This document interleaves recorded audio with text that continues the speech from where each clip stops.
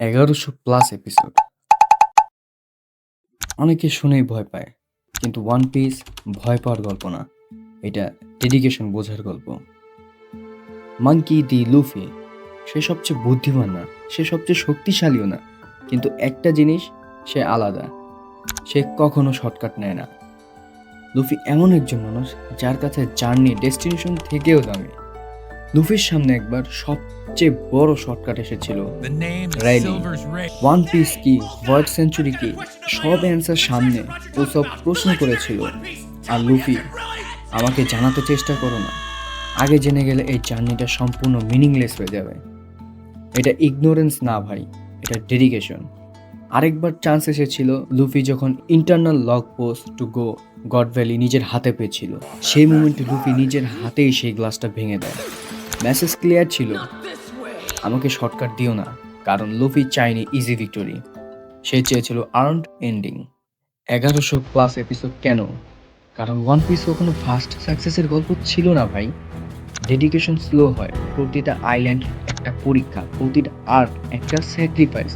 Luffy ধীরে ধীরে strong হয়, কারণ ডেডিকেশন কখনো শর্টকাট নেয় না। আজ একটা অদ্ভুত জিনিস ঘটছে দুনিয়ায়, যেখানে বড় আন্দোলন হচ্ছে, প্রোটেস্ট, রেভুলেশন, রেজিস্ট্যান্ট, সেখানে মানুষ জলি রজার উড়াচ্ছে। জানো কেন? কারণ ওয়ান পিস এখন আর শুধু অ্যানিমে না, এটা ফ্রিডমের সিম্বল। স্ট্রহেড মানে রেভিলিয়ন, পাইরট মানে ক্রিমিনাল না, পাইরট মানে রিফিউজ টু গো।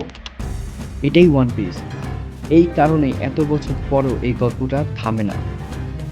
লুফি আমাদের শেখায় শর্টকাট সাকসেস না, ডেডিকেশন সাকসেস। 1100+ এপিসোড ভয়ঙ্কর না ভাই, ভয়ঙ্কর হলো তুমি যদি কখনো একটা জার্নিতে পুরোটা কমিট না করো।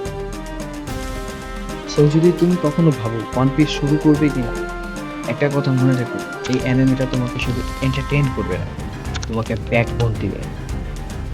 One piece isn't long, it's freedom road slowly. So তুমি যদি ওয়ান পিস দেখতে চাও, তাহলে এখনই স্টার্ট করো ভাই। One of the greatest anime. আমি ছিলাম জবলেস ওটাকু রোহান, এবং এটা ছিল আমার one piece intro type video. তোমরা যদি চাও ওয়ান পিসের উপর থিওরি কিংবা আরও এরকম ভিডিও আসুক, তাহলে কমেন্টে জানাও। That's it for today. সায়োনারা, thanks a lot.